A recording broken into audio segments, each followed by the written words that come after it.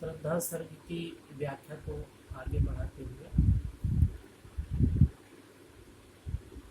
लगे कहने मन सहित विषाद, मधुर मारुत से ये उच्छ्वास, अधिक उत्साह तरंग आबाद, उठाते मानस में सविलास। मरुत मने होता है पवन या हवा, उच्छ्वास मतलब होती है बातें, विषाद मतलब होता है खिन्नता।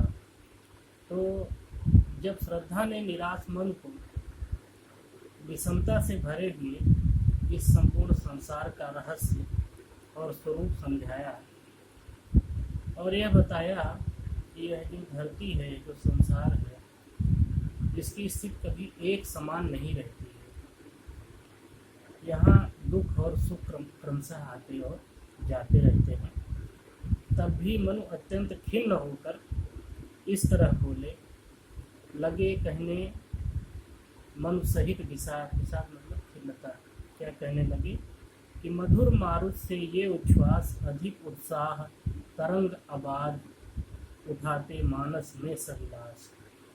तो मनु ने दुख की सांस लेते हुए क्या कहा कि तुम्हारी ये मधुर बातें, तुम्हारी ये मीठी बातें श्रद्धा, मेरे मन में सुख और उत्साह के बहुत से भाव उसी प्रकार उठा रही हैं जिस प्रकार पवन के चलने से या हवा के चलने से मानसरोवर में लहरें निरंतर उठती रहती हैं।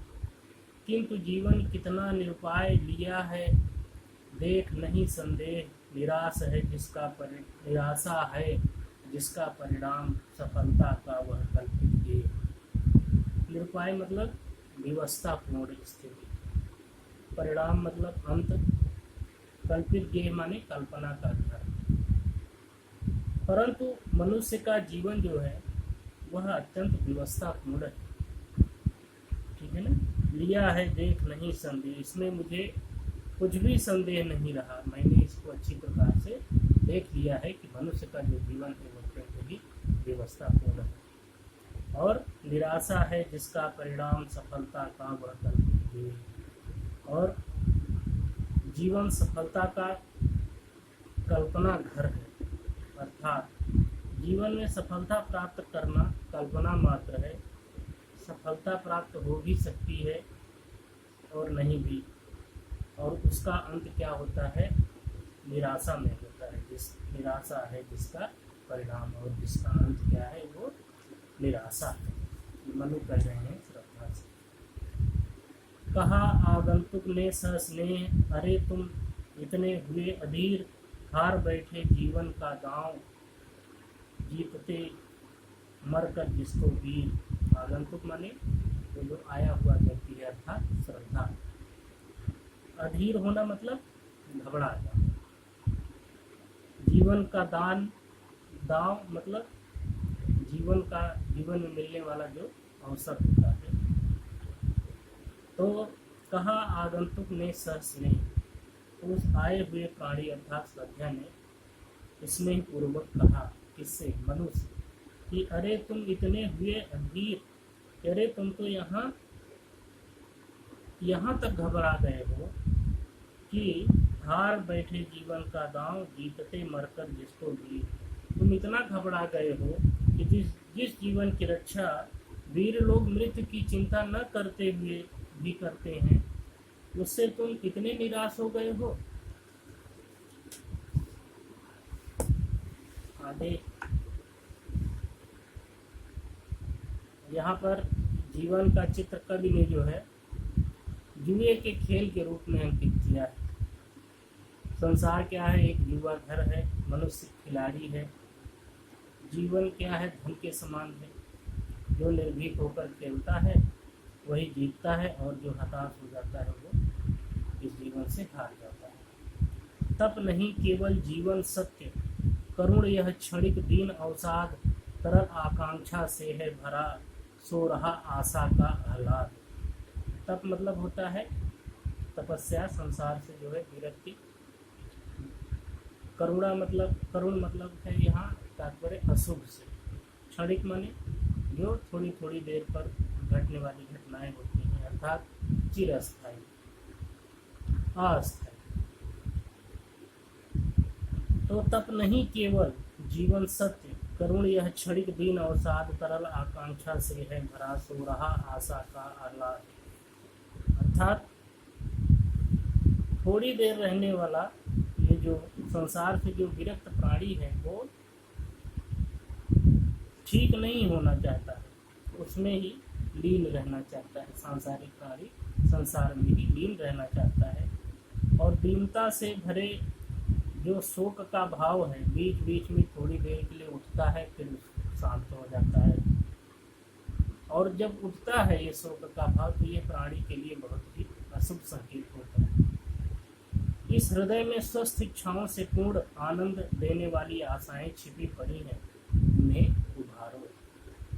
प्रकृति के यौवन का श्रृंगार करेंगे कभी न बासी फूल मिलेंगे वे आकर शीघ्र आह उत्सुक है उनकी धूल। बासी माने एक दिन पहले का, 2 दिन पहले का, ठीक है ना, जिसका उपयोग अब न हो रहा है। तो प्रकृति के यौवन का श्रृंगार करेंगे कभी न बासी फूल। तो जिस प्रकार युवतियों का श्रृंगार बासी फूलों से नहीं होता है, उस प्रकार के पुष्पों का उचित परिणाम जैसे धूल में मिल जाता है। इसी प्रकार प्रकृति की अपनी युवा अवस्था में बने रहने के लिए यह अत्यंत आवश्यक है कि जिस वस्तु का उपयोग नहीं हो रहा है वह शीघ्र से शीघ्र धूल में मिल जाए, अर्थात नष्ट हो जाए। पुरातनता का यह निर्मोह सहन करती न प्रकृति पल एक नित्य नूतनता का आनंद किए है परिवर्तन में टेक। पुरातनता माने जो प्राचीन है, पुरानी है। निर्मोह मतलब केंचुली, टेक माने टिकना या रहना।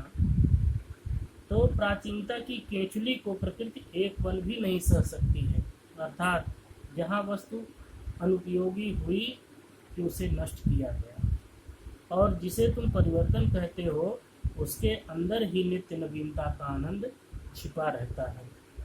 युगों की चट्टानों पर सृष्टि डाल पद चिन्ह चली गंभीर देव गंधर्व असुर की पंक्ति अनुसरण करती उसे अधीर। पद चिन्ह मतलब जो छाप होती है, गंभीर मतलब गहरी, अनुसरण माने पीछे चलना, और अधीर मतलब होता है तीव्रता। तो युगों की चट्टानों पर सृष्टि डाल पद चिन्ह चली गंभीर। तो जिस प्रकार कोई यात्री चट्टानों पर संभल संभल कर अपने पैर रखता है, उसी प्रकार से यह सृष्टि प्रत्येक युग में अपनी गहरी छाप छोड़ते हुए आगे बढ़ रही है, और देव गंधर्व असुर की पंक्ति अनुसरण करती उसे अधीर। और जो देवता हैं, गंधर्व हैं और असुरों का जो समूह है वह बड़ी ही तीव्रता से उधर जा रहा है जिधर वह ले जा रही है। कौन? प्रकृति। तो इसका भाव यह है कि न तो देवता अमर है, न गंधर्व अमर है, न असुर अमर है। एक जाति के उपरांत दूसरी जाति उत्पन्न होती है और नष्ट हो जाती है, और प्रकृति अपना काम नवीन जाति को लेकर करती है। थोड़े दिनों में वह जाति क्या होती है? पुरानी होकर नष्ट हो जाती है, फिर किसी नवीन जाति का जन्म होता है। इस प्रकार यह सृष्टि का जो विकास क्रम है वह निरंतर चलता रहता है। एक तुम यह विस्तृत भूखंड प्रकृति वैभव से भरा अमंद कर्म का भोग भोग का कर्म यही जड़ का चेतन आनंद। विस्तृत माने होता है विशाल, भूखंड मतलब होता है पृथ्वी का टुकड़ा, अमंद माने अस्थाई, और कर्म का भोग माने कर्मानुसार सुख दुख की प्राप्ति। हर प्राणी अपने कर्मों के अनुसार इस संसार में सुख और दुख को भोगता है। भोग का कर्म माने भोगानुसार भाग्य का निर्माण। जड़ मतलब होता है प्रकृति, चेतन मतलब चेतन प्राणी। तो एक तुम यह विस्तृत भूखंड प्रकृति वैभव से भरा अमंद कर्म का भोग भोग का कर्म यही जड़ का चेतन आनंद। एक और तुम हो जो थके बैठे हो, श्रद्धा कह रही मनुष्य, एक और तुम हो जो कि थके हुए बैठे हो, और दूसरी ओर यह विशाल भूमि है जो अस्थाई प्राकृतिक ऐश्वर्य से परिपूर्ण है। पूर्व जन्म में जो मनुष्य जैसे शुभ अथवा अशुभ कर्म करता है उसका वैसा ही फल इस जन्म में भोगना पड़ता है, और इस जन्म में जैसा जीवन व्यतीत करेगा वैसा ही उसका आगामी भाग्य बनेगा। इस जड़ प्रकृति में चेतन प्राणी के सुख का विधान इसी नियम के अनुसार तय होता है। अकेले तुम कैसे असहाय यजन कर सकते, तुच्छ विचार तपस्वी आकर्षण से हीन कर सके नहीं आत्मविस्तार। यजन माने होता है जीवन रूपी यज्ञ, आत्मविस्तार मतलब होता है अपना विकास। तो इस एकाकी जीवन व्यतीत करने का निश्चय क्या कोई अच्छा विचार है तुम्हारा? अच्छा बतलाओ, जीवन यज्ञ को बिना सहधर्मिणी की सहायता से तुम अकेले कैसे पूरा करो? श्रद्धा पूछ रही है मनुष्य। हे तप में लीन रहने वाले प्राणी, आकर्षण को परे फेंक कर अपनी आत्मा का विकास तुम नहीं कर सकते हो।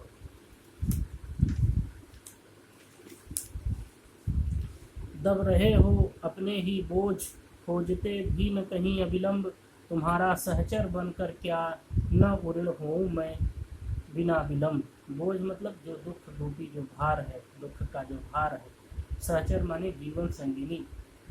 अवलंब मतलब होता है सहायक। उऋण होना माने कर्तव्य की पूर्ति करना। तो अपने दुख का बोझ उठाना एक ओर तुम्हें भारी पड़ रहा है, दूसरी ओर तुम इस कष्ट निवारण के लिए किसी सहायक को भी नहीं खोज रहे हो। कौन कह रहा है?